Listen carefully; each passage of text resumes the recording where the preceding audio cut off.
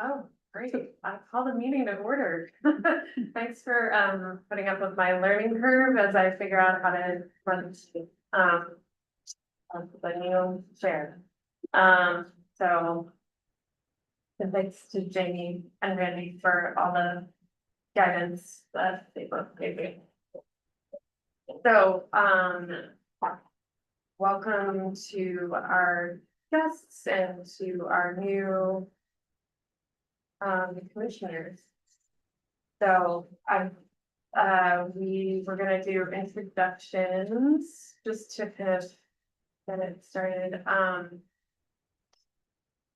I did not write down the things that we said we were gonna ask people, but maybe your name, where you live, and what brings you, like, what brought you to serve on the commission? Yeah, so do you want me to fill in? Sure. But because I did remember to write stuff down. I just did not remember to open the document, but it is now. So just introduce yourself, how long you've been on the commission, how long you've been in Scarborough, and what brought you or inspired you to join the commission. Right.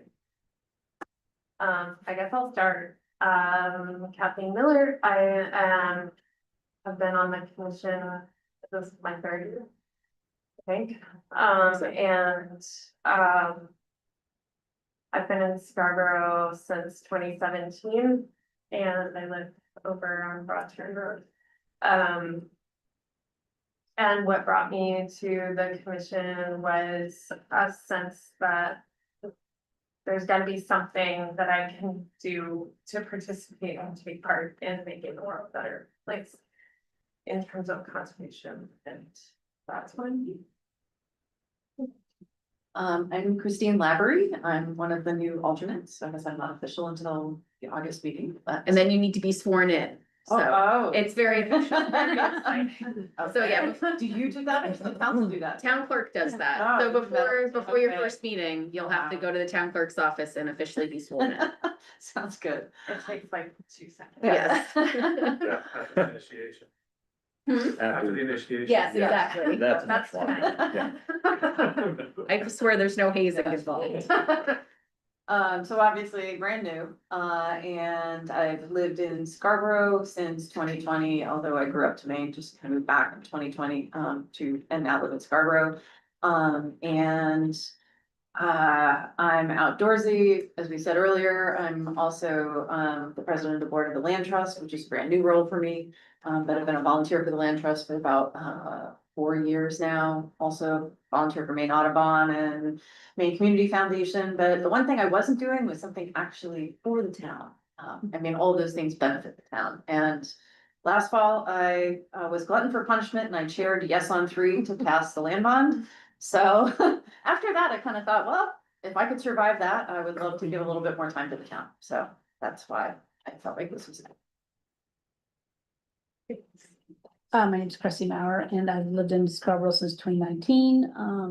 I'm in the Oak Hill neighborhood, sort of on the other side of those West Oak apartments, back in there. And my interest in the Conservation Commission really arose from really my, enjoying the marsh for recreation, serving as a beach monitor for 2020 during the pandemic, and just worried about the pace of growth in Scarborough and what it's gonna, how it's gonna impact our incredible natural resources. So.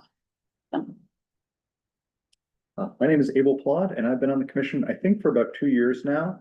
I've been in Scarborough since about 2017 as well. And what brought me to the commission was, I studied ecology and environmental science in college. I haven't done that professionally since, so I just wanted to try to use my training to be more of like, to apply it and try to get more involved in the community and just try to help to protect the town. And that's kind of how I found myself here. And I used to read the Scarborough Leader. It was paper print, and I saw they were like looking for openings, and that's kind of how I came upon it. Oh, yeah, and I'm a new commissioner, I guess. You are officially a full voting member. Yeah. I'm I also the new vice chair. He is. Oh, yeah. Thank you. Great. Thank you Yeah. for stepping up. That's Thanks. a good question if you need to be re-sworn in. We do. I think Oh, you do we might, have to but do we'll this? just go with it for tonight because you were sworn in as an alternate. I know like when you're I was sworn reappointed. as an alternate, okay, so.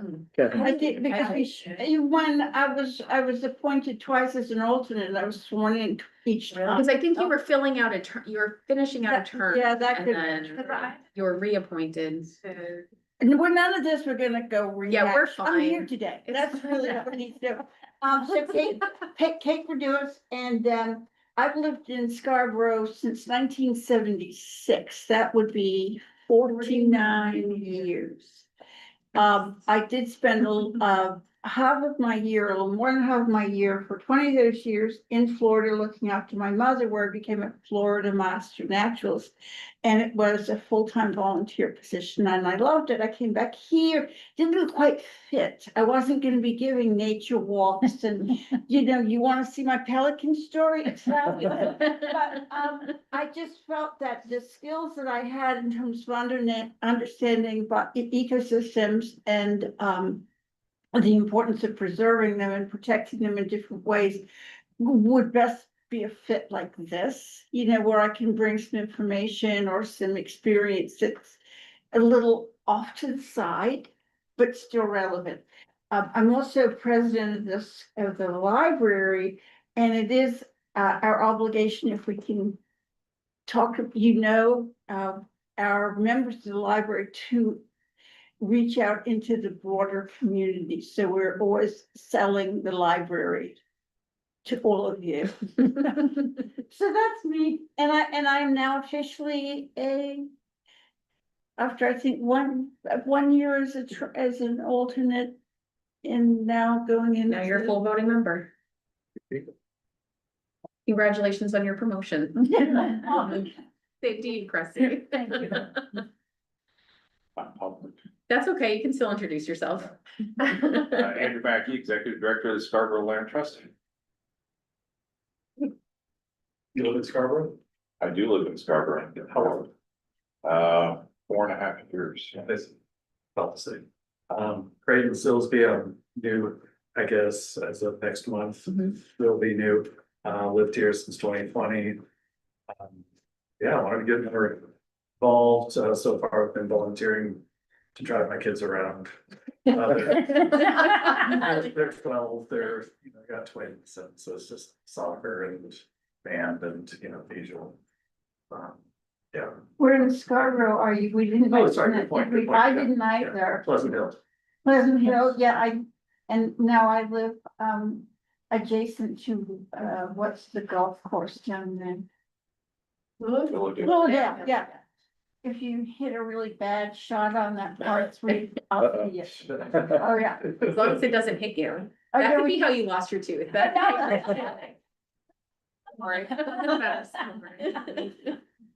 I'm Jamie Fitch, the Sustainability Manager for Scarborough. So I'm the staff liaison to this committee. I'm Autumn Spare, the planning director for town.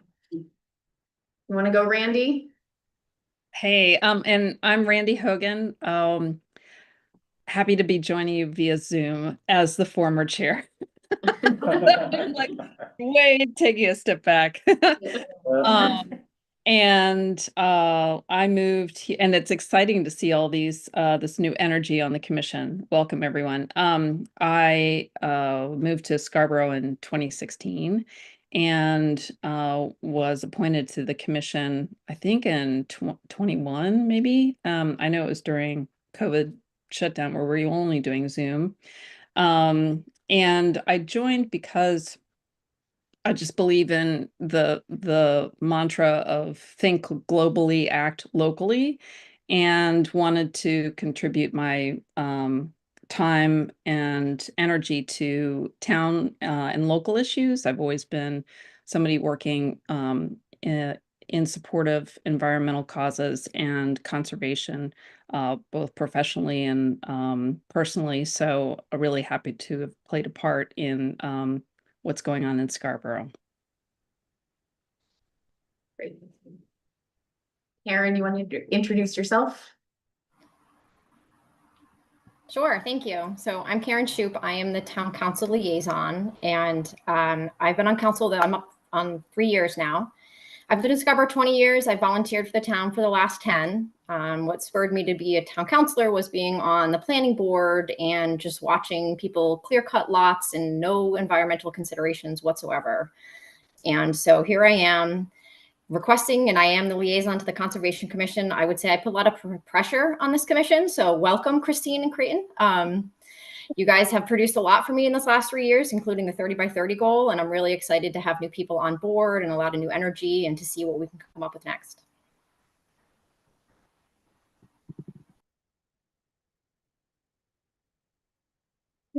So, start with a land acknowledgement and goes on to the minutes. Let us begin by bringing our minds and hearts together to focus on our mission of responsible stewardship of Scarborough's lands and waters for generations to come. For generations before us, many people have protected these places we love. The places where we live and work are the original homelands of the Wabanaki people, including the Owaskawa people who once lived here in what we now know as Scarborough. I honor the care and respect with which they have stewarded these lands and waters. The lands and waters are unceded territory, and the struggle for Wabanaki sovereignty continues to this day. Our work to protect the lands and waters reflects our commitment to wise and responsible stewardship for all the future generations. Let us begin by holding this responsibility strongly in our minds, even as we face criticism and opposition. Thank you. Nice. Vote on minutes? Yes. Sorry. It's okay. I do have a change to the minutes. Okay. In what I said, it said something about the title of the book, and it was just that I was going to reach out about doing a book Okay, or something. I can make that update. That, I mean, it doesn't really. Okay. Does anyone have any changes, additions? I got a motion to approve the minutes. I'll motion to approve the minutes. I'll second. Great. And we need to roll call since we are hybrid. So I'll start in the room. Kate, Yes. Abel, Yes. Cressy, Yes. Kathleen, Yes. and Randy. Yes. Thank you.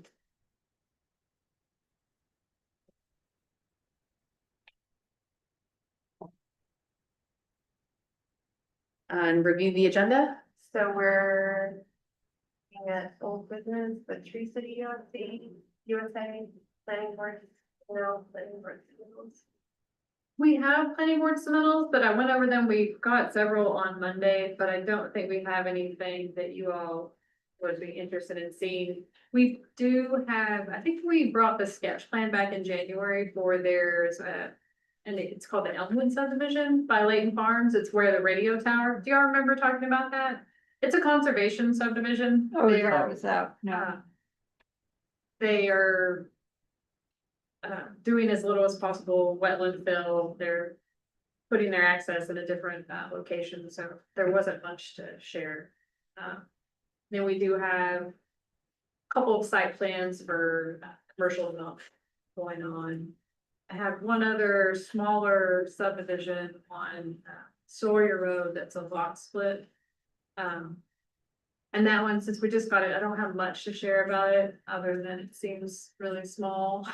But hopefully, I think we'll have more to share when we have staff comments.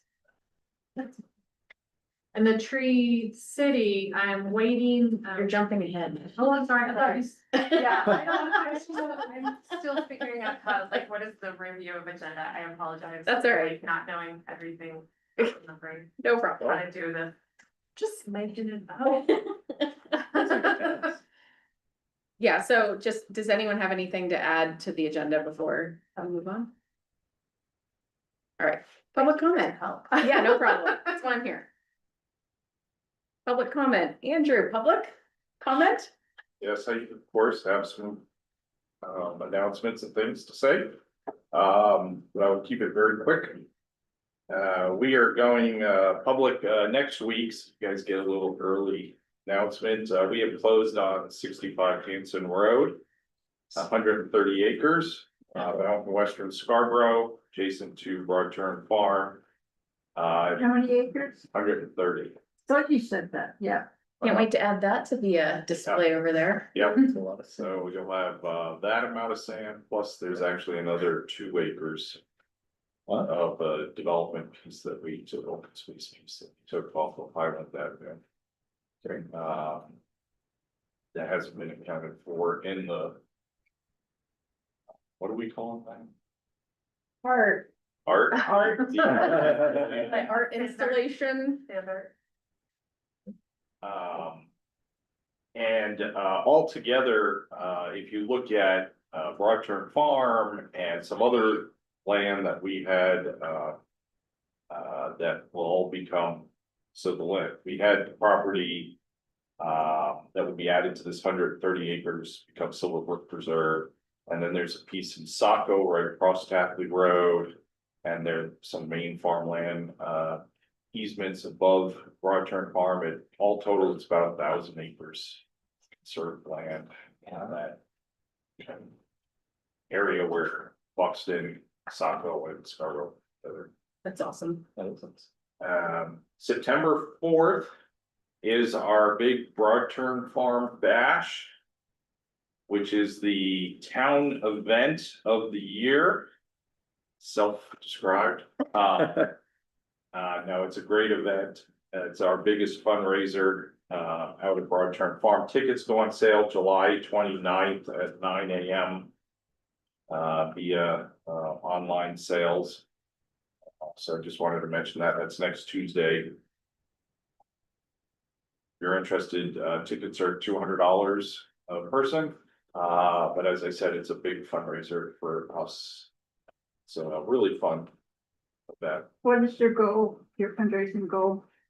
Well, our ticket sale goal is 225 tickets, I believe.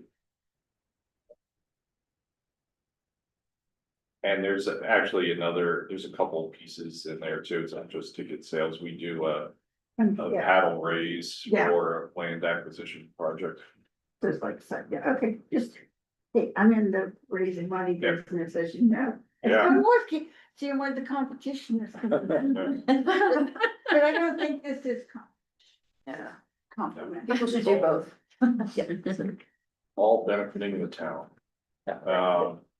And then, we partner with the Maine Outdoor Film Festival each year in Scarborough. That's coming up on September 11th in Memorial Park. I don't know the exact time, but it's in the evening. And that's always a fun event. We show some pretty good films. That's by donation, suggested donations, so it's really up to individuals. But that's it. Thank you.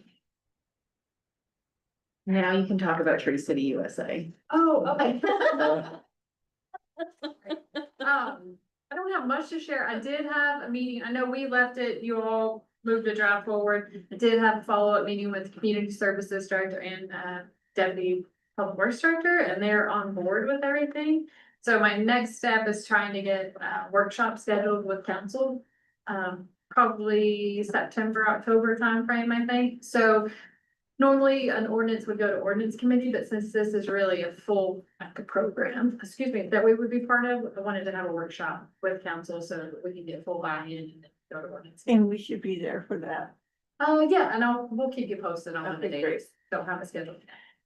One of the things that I've been noodling about is the selection of species Mhm. and what is the process for that and who's got the list and, you know, and what are the criteria for selection and variety versus, you know, Monaco, yeah,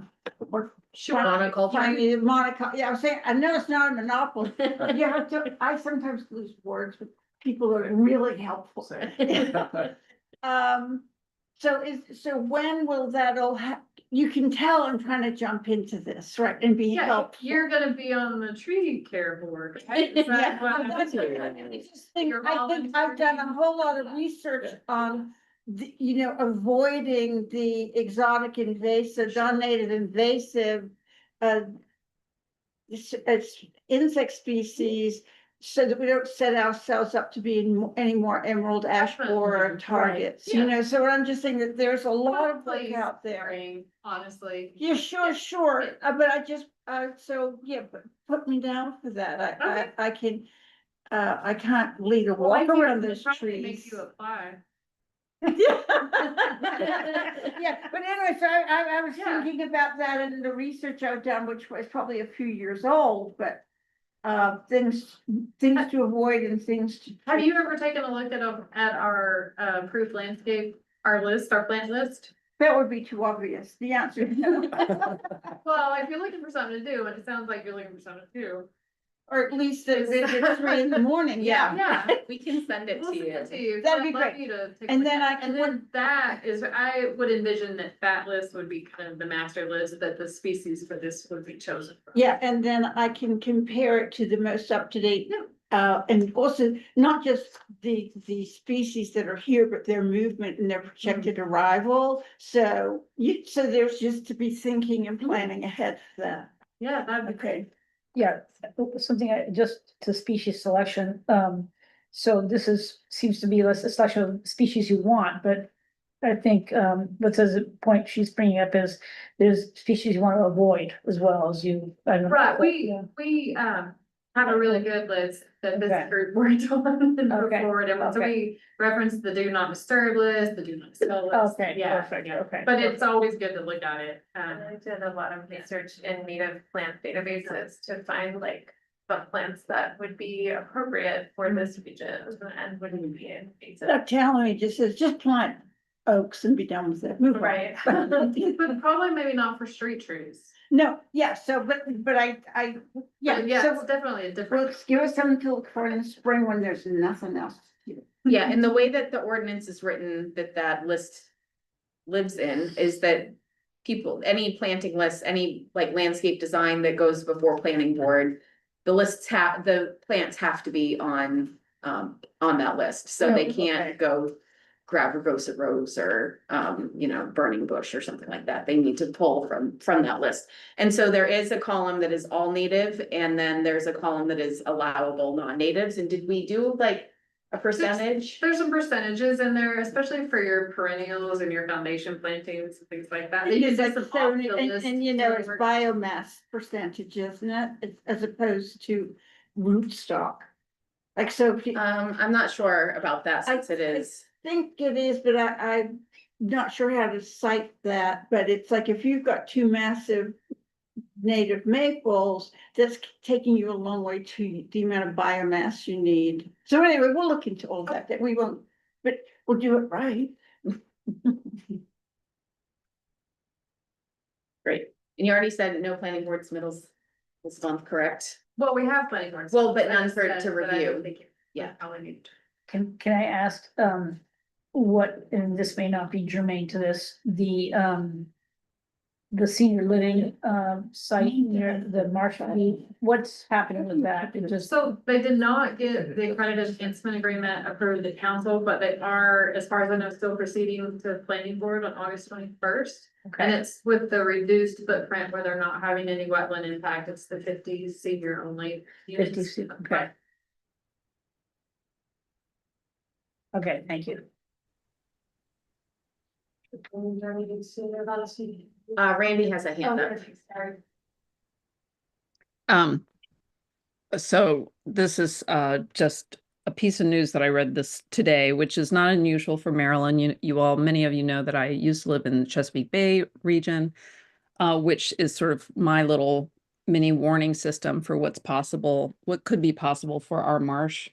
And so this is not unusual news, but it's a horrible headline that a man has been hospitalized with flesh-eating bacteria for stepping into the Chesapeake Bay with an open cut on his leg. And why does this flesh-eating bacteria live in the water is due to runoff.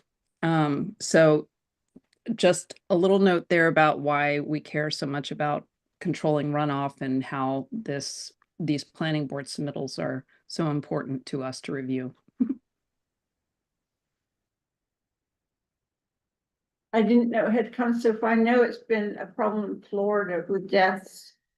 But I didn't know that the conditions were adequate for it to, thank you. I'm sitting next to him every day.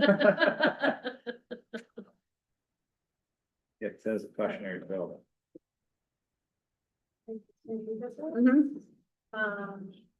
You're going to tell us. Am I correct? That About You're gonna tell us. about LD the 1829. Oh, am I? No. Yes. Yes, so I did, I'll preface this, so we have a rate of growth ordinance here in the town. We put it into place, we've had it for quite some time, but we put a revised rate of growth ordinance in place 2 years ago. And it divides up the town into 3 areas, depending basically on the zoning.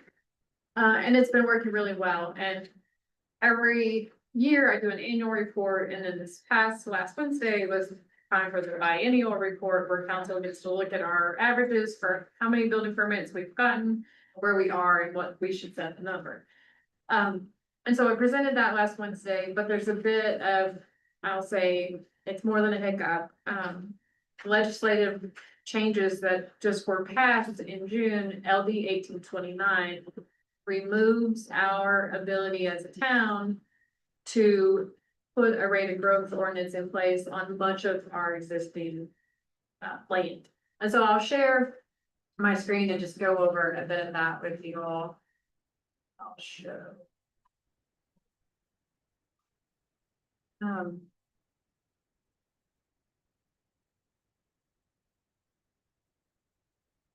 So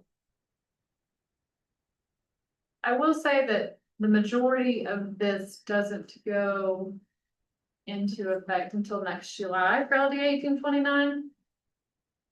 But if you can imagine the areas that we're talking about right now.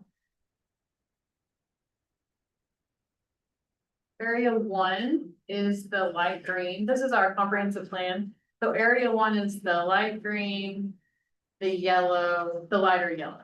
So those are our residential districts, our rural farming, our R2, R3, R4. And all of those areas, we permit 25 building permits per year. And we've always run out, since we've done it, we run out probably March, April timeframe. And then people get on a waiting list and they come July 1st, because this one we do every year. I think already, what is it, July 22nd, I've already gone through about 13 of the 25 for this next cycle. So this part has really been working, I think. We had, people know that they can't just do subdivisions everywhere, they're gonna have to wait. Area 2 is all of the darker orange. That's our town and village residential districts, and that's 210 every 3 years. And then area 3 is the downs, and that's, right now it's 400 every 3 years. And that's been working for them because they are mostly going through a site plan process that can be quite a bit ahead of a building permit. So with the new law, right, what we'll be left with, we can still apply a rate of growth to our designated rural areas, which is just the light green. So we've lost the ability to put a rate of growth on all of the other areas. I will say, there's also some other changes with LD 1829 that implements different share. So this is a statewide ordinance. It's just statewide, and so this is, without saying terrible things about the state, they have put into place some very urban standards for a very rural state, and they've applied it across the board. And there's a wide range of people who support it, and then there's a wide range of people who don't support it. MMA didn't support it. There's several local planners that didn't support it. Our town is not pleased with the changes. Let me pull up. What was the impetus for this? It's all about affordable housing. So there's a housing report that says we need about 80,000 housing units by 2030 for our workforce and people moving here and that's the impetus. But as a planner from a place like Texas, where 5,000 square foot lots having 1,000 a month. It's very frightening to put something that into place without things like transit. All the other things that you need to make all of that actually work and function well. Right. So there's a lot of missing pieces. I wouldn't be surprised if they come in and do some changes next legislative cycle before this is applicable. So they'll go through a rulemaking process. There's a lot of questions out there on how things to apply. But some of the other items that changed. Just real quick, Randy and Karen both have their hands Oh, up, so. okay, sorry. Thank you. Autumn, you described with the map, the areas that, and the allowances that we have for those areas currently. And then you said this change would be applicable to everything that's not the light green, so the rural areas. So could you state plainly the numbers then? So you gave numbers of rate of growth for, I think, the orange and the dark green. So Well, what are so they now? And what are they going to open up to? I'm looking at a table too, so I just. Oh, so see, that's a question we have with rulemaking, because not to get too deep in it, the way we have to do our rate of growth ordinance, you have to take your previous 10 years, number of building permits issued, you exclude the affordable, and you do your average. And then you times that, 105%, and that's your minimum number you need for the next 3-year cycle. Okay. So that's how we do it townwide. But if they don't let us apply the rate of growth ordinance townwide, I'm not sure if I'm going to get a number calculated on just building permits in the RF district, which I'm gonna have to do a lot of work on just to weed that out, or if I have to apply the townwide number to the RF district. So I'm not really sure. Okay. Right now, 25 is the number for RF plus R2, most of our residential zoned land. So the way they've written it, they haven't told us how we would do the calculation, how the math works anymore, if you're excluding areas. There's not very many towns that have a rate of growth ordinance.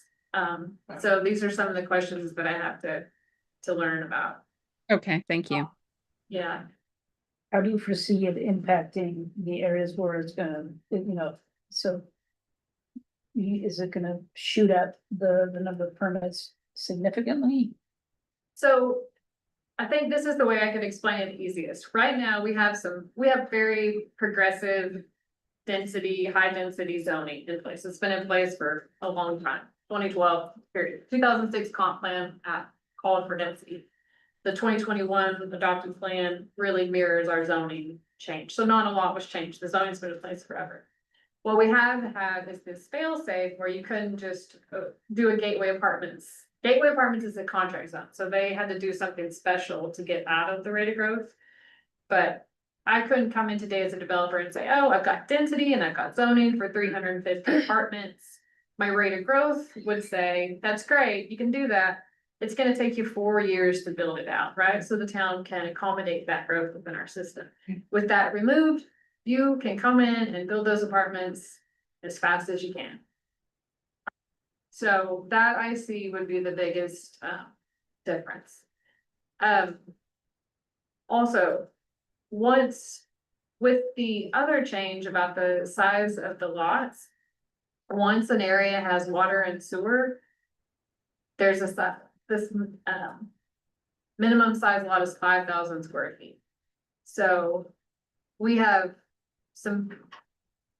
it's a conundrum because you want water and sewer because it's better. But once you have water and sewer, you're opening yourself up to mass home development. Tons of subdivisions. Yeah.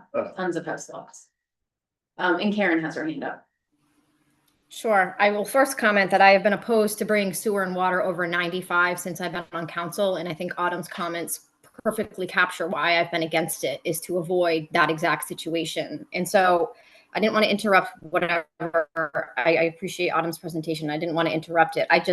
We take this very seriously. This is like super scary for me because I mean, I'm pretty much anti-growth. And so I think one of the questions, or one of the, maybe Autumn you could dive into, and I don't know if we've actually just explored this, is what the options are available to council. Because for me, I'm like, can we do a building moratorium in response to LD 1829? and then can we change, if we just change all our zones and say this is no longer a growth zone, is that another option available to council? And so I don't know if maybe you could touch on maybe the options that would be available to us. Sure, yeah, so, this came up a lot. The council had a council corner live a couple of weeks ago to talk about housing and how we were going to address it, as well attended, but it came up. Marshke really sparked a lot of concern for different reasons for housing, but a lot of people brought up the idea of a moratorium. We can certainly look into that. I think 12 months is the maximum that you can do one. But within that time frame, you would have to take a look at your, we would have to amend our comprehensive plan to add or change our rural designations. When you look at our town, there's not a lot probably to be tweaked with that. I think it kind of makes sense where it is now. We can't make the Downs rural designation, that's not gonna work. But we could look at our zoning and we could make sure that we right size it for what we really want. The long range planning committee, before this even came up, we've been looking at the TVC districts. Those are our town and village districts, to make sure that they are actually appropriate for where they are. And, is the vision, and was the 2012 vision of what this was gonna bring, is it bringing forth the results that we want? And do we still want to keep it the same? So we've been going through that exercise. So it's timely that we're doing that. So really, Karen, a deep dive into the zoning, and then where we have density, and dialing it back if we want to, depending on what we have, is really probably what we can put into place, what we can take a look at. The subdivision rules and the minimum lot sizes are gonna be tricky though, because in all of those areas where we do have water and sewer, now we've lost our home rule ability to make those lots any bigger. So the subdivision rule, or the minimum lot sizes, you can do 4 units on 5,000 square feet. So that's really different from what we have now. So that, yeah. I know that, I believe, Counselor Anderson has reached out to GP-COG to do a presentation to come together for all the communities. Those are council governments, Greater Portland Area Council of Governments. So I think that would be an interesting meeting. It is sort of a conundrum. So I'm a planner by trade, and I can plan anything you want. I always think you have to work, I work here, and this is what I hear the town wants. These changes really frighten me based on what I hear that the town wants. What we do have good in, what we have in place is our open space. So something that you could do, and we've just briefly talked about this with long range, is you create a different zoning designation. Like rural conservation is actually its own designation, and then you have rural residential, that's a different designation. And so you create some levels. There's a lot of work that can be done in that manner. But there's for our growth areas, there's probably not a whole lot that can have an excess of minor tweaks and changes. Years past, ancient history, when we were discussing the Chamberlain property. Dunstan Crossing. Which was, I was involved in the negotiation of that. And much of it has gone, but there was a conversation about open space offsets, contiguous offsets. And then I just had the sense that it kind of got lost in the shuffle. Is it something that could be, was there ever any contiguous open space land set aside somewhere else to balance the density that they were asking for that required a contract zone for Dunstan Crossing? I don't believe so. There's some open space in that development. Yeah, no, but the one thing I definitely remember is that was what we were negotiating, is that there would be this like chunk of contiguous land, and it would be, we would be creating wildlife corridors, and we'd be doing all this, and then there's the they have buffers for the wetlands and everything in that. No, so- this is not what I'm talking about. A set aside elsewhere to balance that, and then I left the council, so maybe with me out of the way, they said, now we can really talk to her. Yeah, I I'd have to know. look into it, cause I'm not aware. And I've talked to Tony about it, and it's It's like the transfer and development rights sort of yeah, a conversation. little bit, yeah, it's very murky, but clear about what the intent Gotcha. was to. Maybe that's what There's Orchard a- Road came about, I don't know, but There's a piece in there that hasn't been developed that's supposed to be like future open space, but it could be for the HOA sort of situation, but that's I know, not. but anyway, so in terms of a principle, is that something that is not ever gonna be resurrected, is impractical to require off-site preservation? If we're talking about doing in a greater density like the gateway or. Well, we're not, see, I'm not talking about greater density, I'm talking about what we already have. Yeah, Like, we've already kind of made our bed, right? So we have zoning. And we had these gates, if you will, about around our zoning to sort of control it. And now the gates are gone, but we already have the zoning. So I'm not really sure without, I haven't done it yet. I'm continuing this work with Long Range to do this, like look at each of our zoning district. And then we're doing Karen Martin through Sedco is doing a capacity analysis of what we have, like land wise and what our potential is. So we really can get a handle on where, and also, I mean, to be fair, we have these growth areas and that's where we want people to live in density. But we also have traffic problems and pedestrian access problems and no bikeways. So we gotta solve all those other things. Well, those move as fast as the other. Yeah, so Yeah. Yeah, I think what you could look at, we have a holding place for an open space impact fee. When we rewrote chapter 415, put that in, it's just a reserved place. So that might be something that comes up, it could be a discussion. I'll tell you, we almost lost our impact fees through this legislative cycle. There was a bill on the floor to take away that impact fees would have had to have been used within a year, and that's just not how impact fees work. We are, basically, the town would have had to just been on a reimbursement cycle and bonded for everything. So we didn't lose that, so that was good. That was a big one. So there's a lot of things out there that are really trying to kind of open the floodgates of housing. But Like, does the town have people who are watching legislation, who are lobbying? Like, I'm just curious, like, Yeah. was this a surprise or was this something you were watching and like aware of it? That it I think, potential?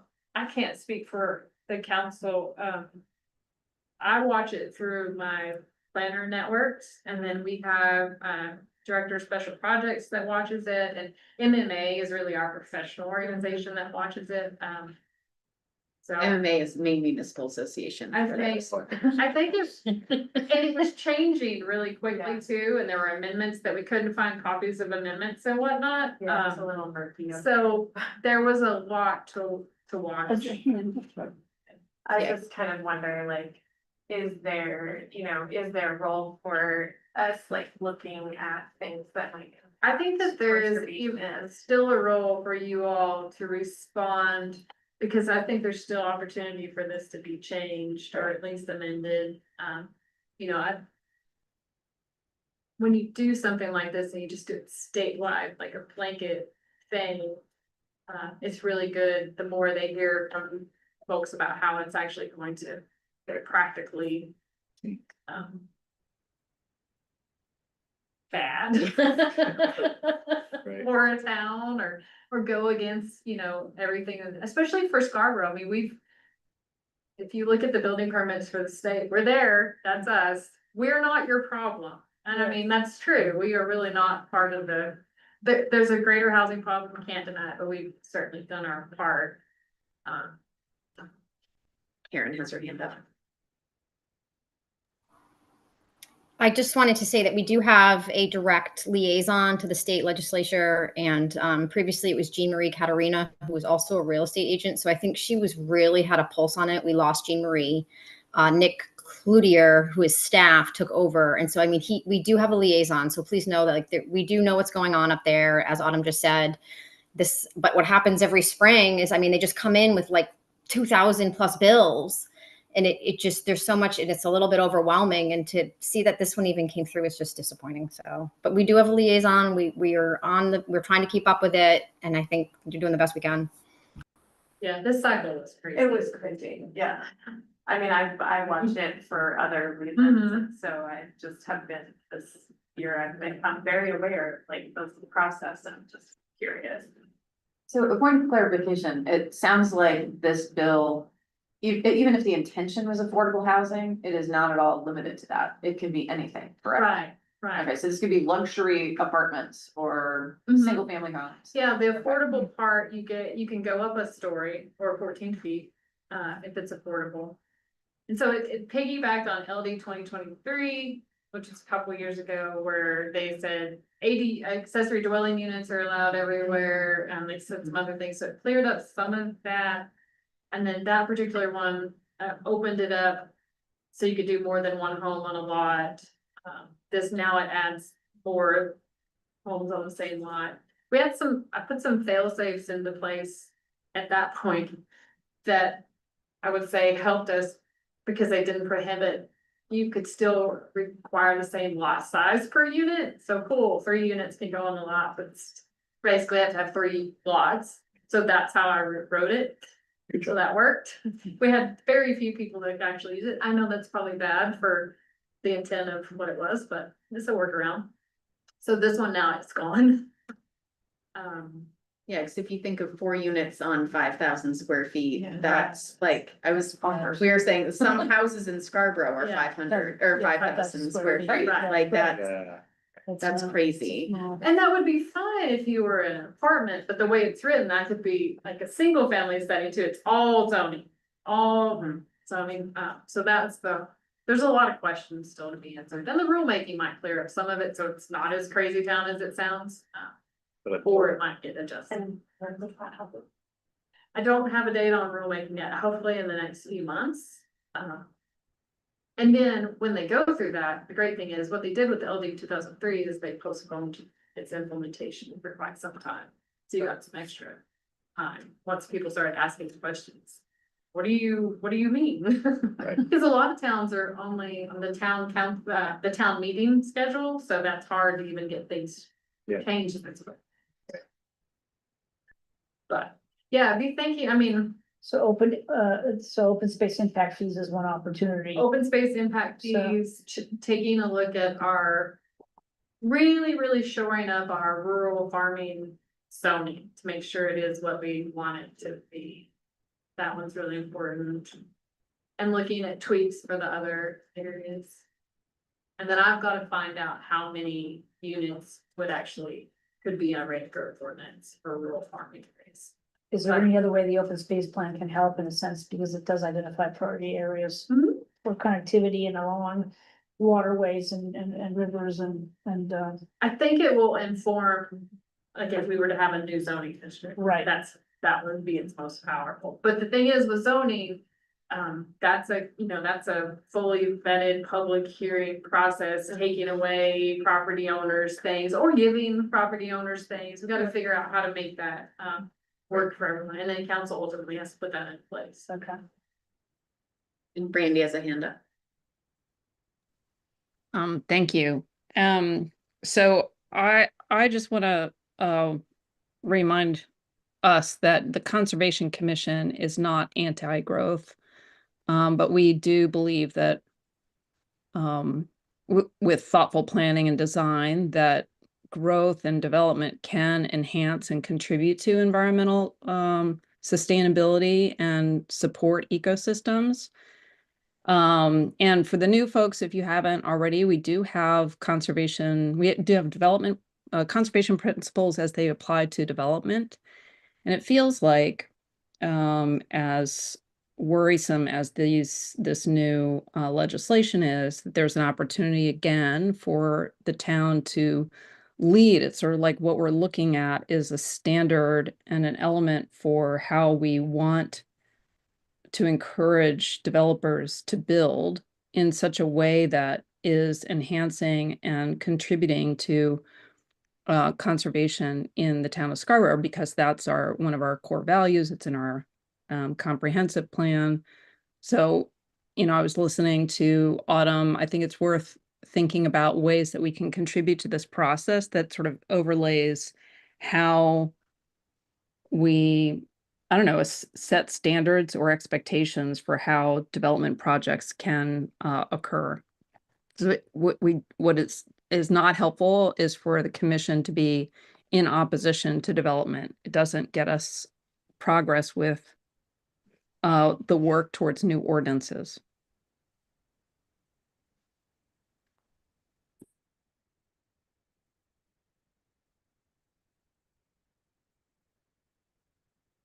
I think that's all I have. Do you guys, if you come, I think Jamie sent links to the document, and if you have any questions, if you really get into it, you can go find the other the other statutes that it's changing, because there's like 4 that's changing, but in LD 1829, each paragraph will have a title, and then you go to that one to see what's changing. Okay. So you have to follow it along You that go way. to the main legislature bill search and find the LD number for 130, session 132. Yeah, the direct link to the bill language and accompanying documents is in the agenda also. So any next steps from this group is to just think about the requirements in the RF district and think about how. I think so. Next steps from the council discussion was that we would plan to have a workshop as we learn more about it and hear from other communities. And it sounds like we're hoping to learn from GP Cog so they can reach out to our member communities. And then sort of just brainstorm ideas. I think council is gonna kind of think about what kind of things we do. So I would just encourage, think outside the box, and like Randy said, it's not that it's no growth, it's just that we have to have growth that's appropriate for Scarborough and for protecting our natural resources here. The guardrails are gone. Right, and so without the guardrails, what can we put up in place or can ensure? And we do still have some things, but we just,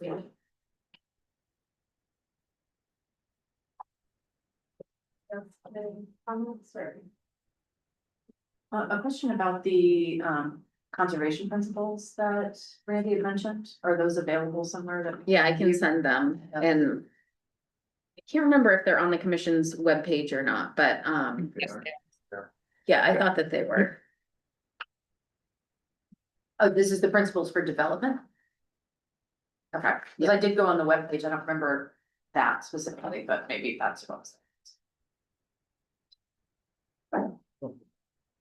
Not Hamlet, that's his handwritings. You see John Hamm. hey, Don. I can allow him to talk since he's in. Can you unmute me, please? Thank you. Yeah, Hi. go ahead. Hi. Hey, thanks very much. I'm sorry that I wasn't there at the beginning of the meeting, but I have to let you know that I have been watching and hearing about LD 1829, and I am appalled by this. And I am wondering why people aren't jumping up and down in the streets with pitchforks and torches. I mean, this is an unbelievable reduction of our authority under home rule. And I don't know this for a fact, but my understanding is that the Senate, the main Senate, actually voted unanimously in favor of this to be passed, and it's due to be enacted January 1st. So I really appreciate the commentary that Autumn, you have offered on this, and I share, your concerns entirely. But where are we on this? I mean, why don't we invite the legislative representatives or Stacy Brenner, to come and explain to us why this happened and how this happened. Same thing with us, with Sophie Warren. How can this happen without us knowing about it, without us doing something about it? And now we're faced with the possible only option of, of some sort of legal action to stop it, in violation of the Constitution, or to, try to get 65,000 signatures, like what they did with voter ID. I'm pleased about the discussion that you're having, but I'm depressed at the thought of how far gone this is.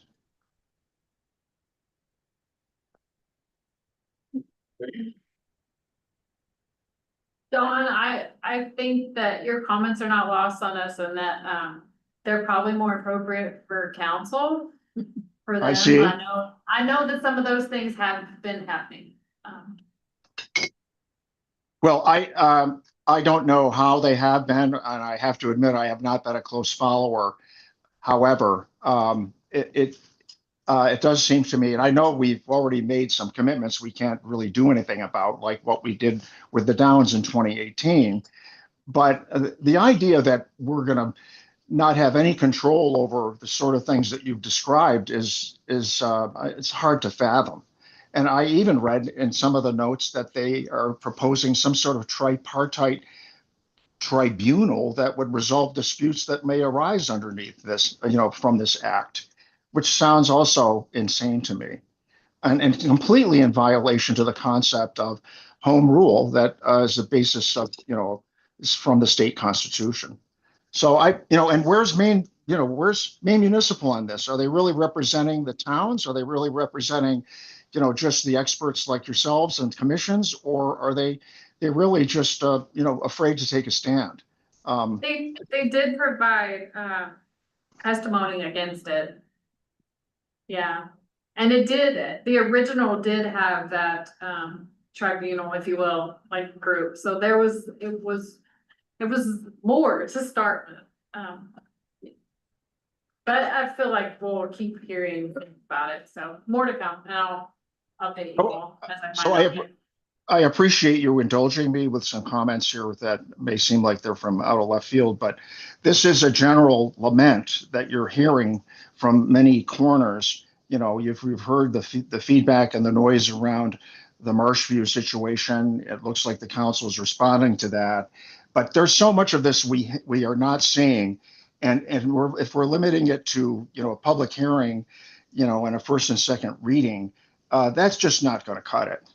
And a lot of these things that we've done already with ordinance changes were introduced before the new council was even sworn in back in November. They were discussed at the town council goal setting session, which was facilitated by GP Cogs in January. And here we are, already running down the road with public hearings and the first and second readings. So to me, that's not, and I know the committee is doing great work, and I'm pleased to see not only the ordinance committee doing this, but also your commission engaging in this, but that is not enough. That does not fulfill the obligation of meaningful public participation. Thank you, Dawn. Thank you, Dawn. Thank you. I wanted to just say that we're just learning about this for the first time tonight on the commission, so we will be thinking about it and taking up, pitchforks in the streets, soon. I like the idea of inviting Stacy Brenner and our representatives to discuss with the council and or the commission and the public how this got through. And what they're how they're gonna help us, rectify, maybe make changes to it. So it sounds like, so we'll potentially have, like a workshop in the future with the town council. So Yes. in the interim, we don't need any sort of letter, just reaffirming our support to help the town. I Given these think that's changes. appropriate. Okay, perfect. I think all the technical concerns aside, I've just got my political finger on the pulse a little bit. And because of the public sentiment about growth, I just want to be sure that the council, the commission, we don't get scapegoated for having our efforts to respond to the public's concerns scuttled, but then somehow end up being scapegoated by it. So I think the messaging needs to be very clear as we go forward. And I think that the tender egos of everybody up in Augusta can tough it. But but I think it really just, as we're doing this, we can't be saying this people is what we're bringing you this year. It has to be, just the political messaging has to be clear. That's, I'll just say that. Do I say it 4 times when you hear me? No. Okay. But, just knowing how 50 years or something, having just being really clear what's going on. Because people will think what they think. And they love to blame the Taj Mahal. So, be careful. Well, and just to kind of maybe, I don't know, maybe tie this up a little bit. So, you all as private citizens and residents of Scarborough are welcome to reach out to our elected representatives and ask for information. That's not a role for the Conservation Commission as a body. It's typically, that type of outreach to our elected delegation comes from the town council or at the direction of the town council. So, as residents of Scarborough, you're welcome to reach out and share your concerns and disappointment and let them know that this is going to be, has the potential to be really detrimental to Scarborough. But as a commission, we won't be doing that. Oh, I get that. I get that, but And to follow up, the Conservation Commission principles are on they're at the bottom. Yeah, I did Okay. find it. I Got it. think what I misunderstood was I was thinking that Randy was saying that it was specific, like we had recommendations to developers about conservation. And sometimes And you maybe all we don't, do, but when okay. we do, when we have a planning board submittal that has maybe it's riddled with wetlands or it has Yeah. some issues, we'll bring them forward to the commission and we'll talk about it. I wasn't sure if there was a separate document No. that we provide to them, so. Newbie, just trying to figure out what we got. And we, Thanks. we lost Bennett Flanders, he was sort of the connection, he was a planning board alternate that was also a conservation commission member, so he was able to take that back and forth. But his girlfriend lives somewhere I know. He moved. But we do have, I did want to tell you all, I don't know where we are on the agenda, but we do have a new member that will be joining us as a planning board alternate. His name is William Sedlak, and he's the director of the Presumpscot Land Trust. So we will have that environmental bent, well, back on the board. He lives in Scarborough? Yes. Ah, okay, cool. All right. Sustainable Scarborough. Sustainable Scarborough Day. Yeah, so mark your calendar. Sustainable Scarborough Day this year is October 5th. At Wentworth School. And so this will be our 3rd Sustainable Scarborough Day. It's always the first Sunday of October. And so far we've been blessed with beautiful weather each year. The Conservation Commission played a strong role in our first in planning of the first Sustainable Scarborough Day event. And we've gotten some feedback from members of the public who attend the event that, hey, where's the Conservation Commission? The commission's never had kind of a table or a presence at the event itself, or not a visible one. Certainly you guys have volunteered and definitely appreciate that. But just wanted to check in to see if that is an interest, if the commission wants to have a table or an activity or display, talking about kind of what the group focuses on, or picking a topic and kind of presenting information to the public. Just wanted to get folks kind of feedback and input on that. I will say, if this is something that the commission is interested in, it is going to fall largely on commissioners to kind of pull that all together.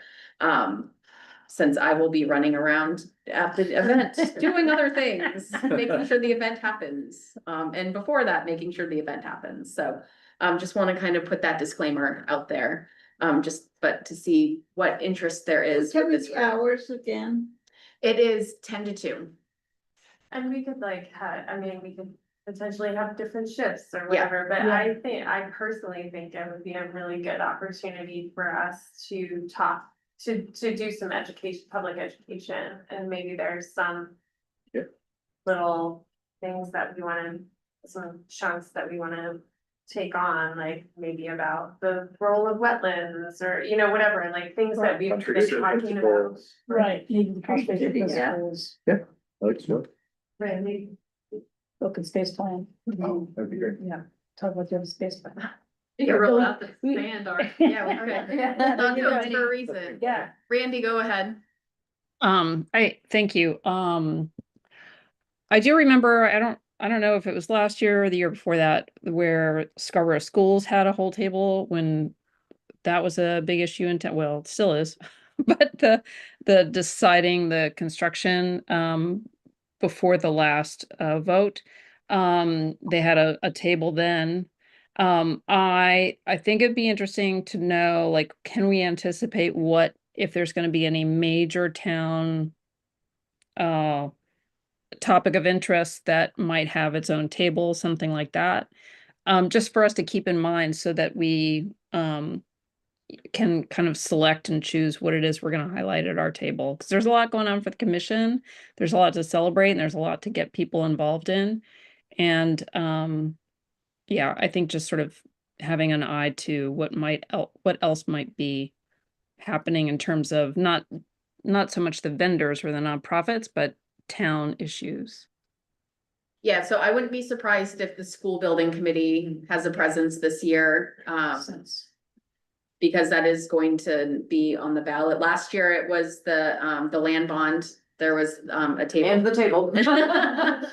For the land bond at Sustainable Scarborough Day. So that would be my guess, is that if there is kind of a town issue, it will likely be the new school. Okay, thank you. Yeah, I think some combination of like what the town's conservation commission has been behind, what it's been doing in the town for the last couple of years, and also how we want people to be informed going forward and getting involved. And so having sort of a sense of what are some ways we can invite people to be part of what we're doing in the next, towards the end of the year. So is that meaning, like, can we come up with an event or a library talk or something for people to catch on to at least sign up for? But I think it's good. Like, where's the Conservation Commission been? We've been here. But it certainly makes sense to be more visible at a public event. And I've added it to my schedule and think I could probably pull a shift and do some planning and figure out whatever goodie we're going to hand out, because you need one of those to attract people to the tables. Yeah, I mean, since the focus recently has been Tree City USA, we might talk about planting trees. Yeah. We could possibly see if we can get like some saplings to hand out that people can take home. Bunch of little Great tiny idea. humps in my garden. Kathleen's gonna dig up her yard. And bring trees for people to plant. Yeah, maybe just getting people excited about trees in general, and tree planting, tree preservation. I'll share that the Scarborough Garden Club is partnering with Maine Audubon to do a big native plant sale. So there's going to be thousands of native plants on sale at the event. So that'll be exciting. Great. So bigger than last. Yeah, it's good. I mean, we were trying to grow it each year. So we're still going to have the EV ride and drive event. And we're also going to incorporate some EV, like a touch a truck, because they're looking to bring some medium and heavy duty electric vehicles, to the event also, so kind of marketing it, kids love touch a truck, so we'll have that, but it'll be all electric vehicles, which will be kind of cool to see. We'll have music again, working on food trucks again. We are not having workshops this time, but we're encouraging anyone with a table to do kind of an activity or a demonstration, to really kind of engage with people who come to the event and are walking through. I had a thought, would there be Wi-Fi service available? Like I'm losing the words for it, but you know, the website or page that showed the development of the open space plan and sort of the story of Store. space and land in Scarborough would be kind of cool to have, I think, for people to scroll through who haven't seen it yet. Yeah, and I'll have to check and see how far kind of the Wi-Fi signal stretches. Hotspot from the library. Yeah, we might be able to get. Synergy. I like it. I'm gonna check with Elsa because I had a feeling she's planning something and whether it brings people overflow or there's something going on with the library. Mhm. I wonder if she's doing clothing swap then. I know that the sustainability committee keeps begging for like a swap event in conjunction with that, and I just can't wrap my head around it, in addition to planning the Elsa did a clothing swap at the library though, that was apparently. yeah. Oh, the clothing swap? Yeah. It's not gonna happen again this year, though. Or maybe there's one thing that's not gonna happen, so maybe it's not that. I'll check the website. too. But so on the, so with the open space, you could just have a PowerPoint on loop. So We could, yeah. And we are working with the consultant that helped us with the open space plan to come up with an online dashboard to kind of supplement the sand art so that it's a more accurate accounting of kind of our open space and our progress towards 30 by 30. And that should be available at that point too. So people may be able to kind of like click through that dashboard. And it's also going to help kind of publicize our progress in implementing the open space plan as a whole. So that might be something else to highlight there. Well, I'm not sure if maybe it's the tree idea or something else, but having worked, I guess, on Tree Table last year, that is not a table that would normally attract children. And obviously, there's a lot of children that come through during the day, so I think anything that we weave in that, you know, where if families are there, the kids can actually look at something. Yeah. While we're hitting them with Yeah. conservation principles, but you know, maybe that's saplings or something about the open space plan, or, you know, some of the areas that we protected, or Sand art? You think we Sand can art? use sand art to mimic our there we go. Mandalas. There we go. Actually, we used to do it as a kid. We would take salt and chalk on a paper plate and just color the salt with the chalk and then put it in a container and do another color and make our own little sand art, but it was with salt and like sidewalk chalk, making your own I color. have a bag of sand in my office we could use. Is that the? That's the officials. That's the official. Hey. Official sand. Right. Good luck. As long as it doesn't involve blue. Right, yeah, no. I did a program at a nature festival. We were trying to explain how corvids stash, and we said, okay, put this button and put it in this kiddie pool of sand, and then turn around and then come back and find the button. Not one child could find the button. Everybody was in tears. Comic books are coloring books anyway. So if we do set up an activity, let's make sure it doesn't end in tears. Mhm. Fun.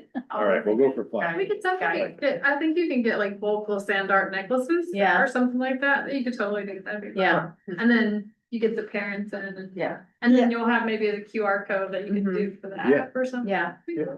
Yeah. trees. That would be. I'm not doing seed bombs again. My seed bombs did not grow. You're not. Next time, yeah. I was expecting them this year. Sorry, Autumn. They might appear in another year. You think? That's how leaves are sometimes. Yeah. I've been digging in the leaves. Sorry, Autumn. It's okay. really disappointing. It was more the experience. Autumn's activity ended in tears. There for activities for children. That's my job. Or I will do a clothing swap. That would be fun too. I offer demand that too. I don't want to tell anybody anything scientific, but it's Sunday. Well, we're almost right on time on our agenda. Go last. So updates from our committees. I will just say, I have been the education subcommittee, so, I think there's maybe an opportunity to think about what that committee does, how we want to use that. Sounds like Sustainable Scarborough Day might be an opportunity to revitalize that. So if anybody is interested in being involved in public education in terms of like putting programming out or putting information out, that's a thing. Also, Jamie and I talked about the town newsletter, and that would be a really good opportunity for us to include something each month. Like I would say once a month, because it goes out twice a month, yeah. right? So I think if we shot for like once a month, if we could have somebody on the commission willing to write about a thing that we're doing or an idea that we're exploring, or maybe it's about your favorite tree, or maybe, you know, whatever, it could be a lot of different things, but I think there's some great opportunities, so I would love to hear from people about, you know, offline. How much is it? How many words, or how, is this a paragraph? Is this a? Yeah, I would say brief is better. Probably 250 words. Yeah. Just because there's often a lot in our town newsletters, and if you're not getting them, you should sign up for them on the website. It's a good way to know what's going on.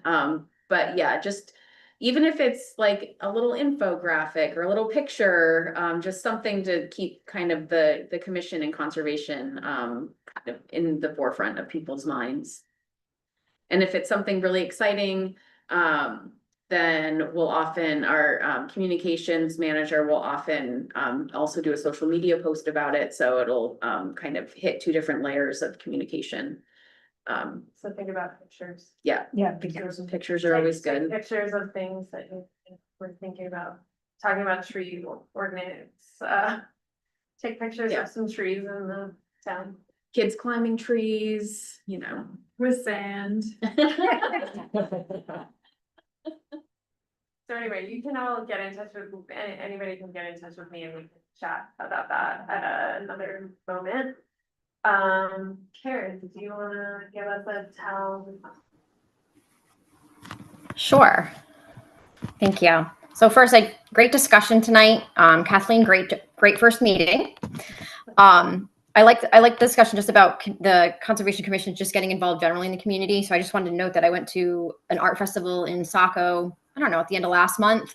And the planning department had a table actually with someone from the Conservation Commission who was handing out flyers on invasive species and other things like that. And so I think they have the Saco River. So I think they were focusing a little bit on the river, but that was new to me, seeing that, I think, just in a separate event. And so, you know, we do have Summerfest coming. And so we'll have like a town council table. So I don't know if maybe there's something that we would want to put out on that table. I don't want to make you guys do two events, but I mean, this is something that I'm very passionate about. So I'm always willing to talk about it and share materials and things like that. In June, town council revisited our goals for the year because it's been 6 months. And so, you know, I gave an update on Tree City, said it's moving along. Everybody seemed really supportive. So I'm hoping that we can continue that work on and become a Tree City. The other goal that we decided we would like the Conservation Commission to look at before we lose Pete, who is not here tonight, is the community rating system. So that was something that Pete had introduced that maybe the town could explore. And at the June meeting, I discussed it, and I also said that the conservation was losing Pete, so it might be worthwhile for the commission to have a discussion around the community rating system, which Pete could probably represent and elaborate very much in what it is, and maybe Jamie can, but it's basically a rating system that's used for to reduce your flood insurance premiums. So it's a bunch of check marks, you know, does your town do this? Do you do this? Do this? Do you have that? And then the more that you do that, you can reduce your flood insurance, which is something that I'm sure a lot of folks in Scarborough are dealing with. So that's something I'm hoping will hit your agenda soon, since council has prioritized that. Lastly, I just wanted to talk about LD 1829. You know, obviously there's a lot of concern about that, and I don't really know which direction anyone's going to go, but I guess I would just say that there's nothing wrong in my mind with this committee just discussing the environmental implications of, you know, dense growth, specifically maybe next to marshes, because that is what is unique about us, where I think anyone and anywhere could talk about dense growth, but us specifically with all of our wetlands and resources. But I think, you know, and the reason Autumn brought it up and educated all of us tonight is we really just want you guys to think about it, because it's really a big deal. And as Don Hamill was saying, like, you know, I feel kind of like Don, but I'm trying to be professional. It's kind of scary, and I'm really hoping something more will happen. You guys are kind of experts in these things. And so, you know, use those minds and think about what you think might be helpful for us and guide council individually, not as a commission if you don't want to, but, you know, I think that's going to be a hot topic coming forward. And I think that's all I have. Thank you. No,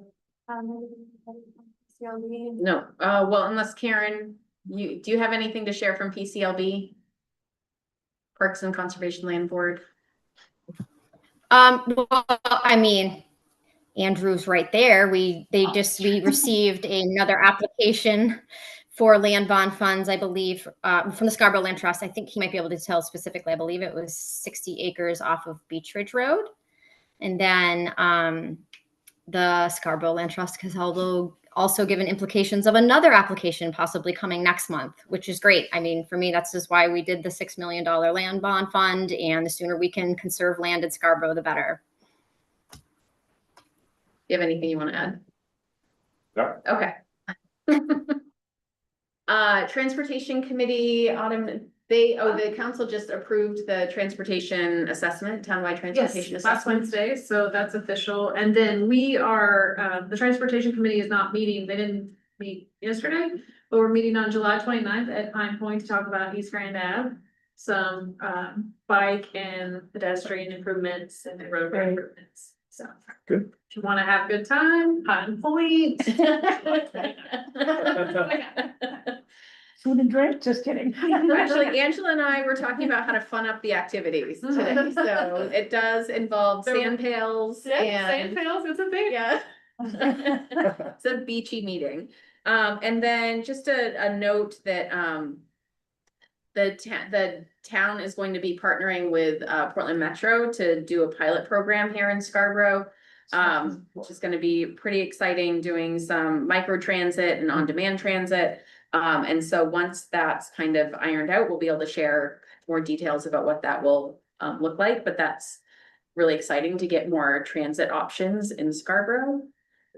Sustainability Committee has been discussing municipal solar arrays, which is really disappointing given the current climate in the federal legislation. Now is not the time to be doing any kind of renewable energy project because all of the incentives are going away, at least temporarily. So we will be shifting gears, I think, away from municipal solar array at this point, because it's going to be cost prohibitive for the town to pursue anything right now. That said, we are getting underway with our climate action plan. So we just finished we received qualifications packages from 5 firms to assist with our climate action plan, and we'll be doing interviews next week with the top 2 firms. So that we can select the consultant that will help us pull together that plan. And I'm sure that is going to generate a whole host of projects for the Sustainability Committee as we move forward with energy efficiency and climate action projects. vulnerability assessment. We are in the process of wrapping that up. It has gotten a little bit delayed, but not too bad. We do have a town council workshop scheduled with our consultant on August 20th to present the findings of the vulnerability assessment. And then we also have meetings, neighborhood meetings in Higgins Beach and Pine Point to kind of wrap up the process, present the findings and next steps related to those two neighborhoods. And Randy has a hand up. Thank you. This wasn't on the agenda. Maybe I should have asked at the top, but sort of related to updates.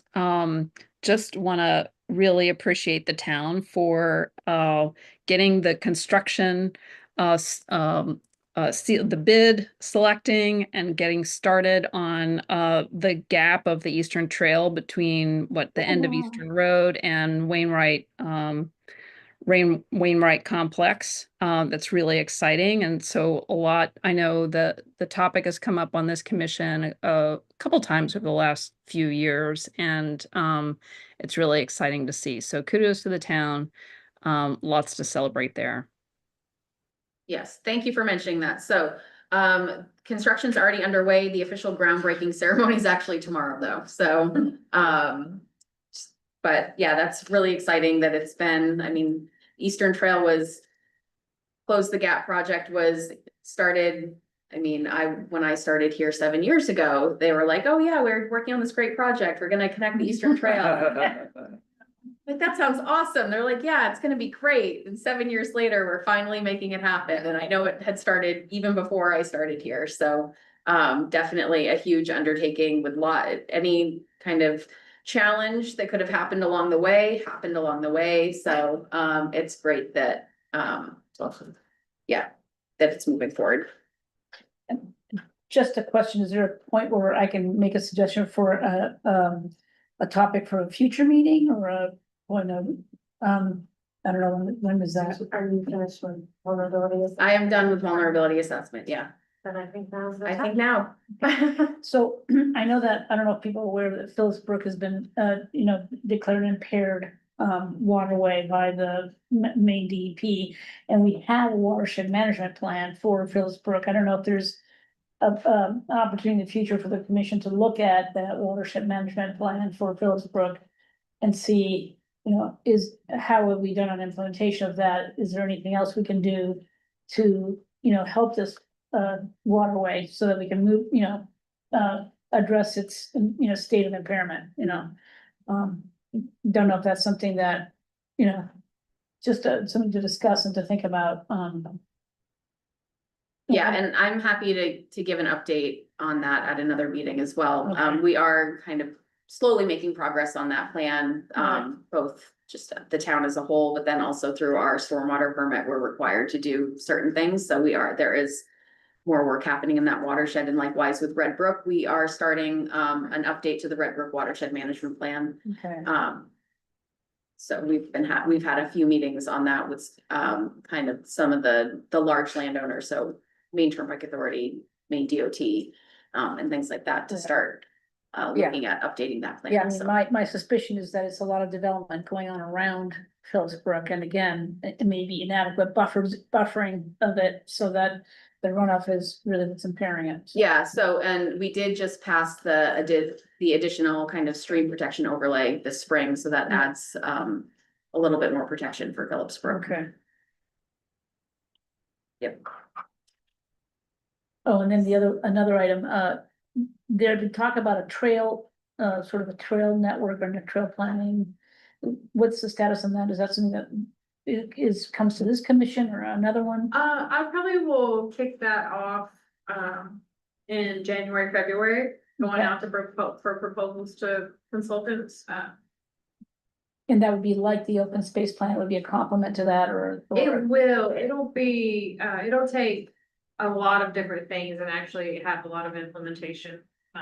But I haven't I haven't had a chance to put a lot of. Yeah, you've been busy with other things, yeah. And Karen just told me about a goal thing about the CRS, and now I'm like, dang. Oh, I didn't Oh, see yeah. the goals I didn't get that. I was not at that meeting. I was on vacation. I don't want to. Anything else before we move to adjourn? I would just like to say, well done. Thanks. A little fumbling. No, Oh, great. yeah, I mean, if you didn't, you would be an automaton. It's just, you did a great job, thank you. All right, everyone. All right, everybody. motion to adjourn. We'll see you in August. Oh. Thanks all.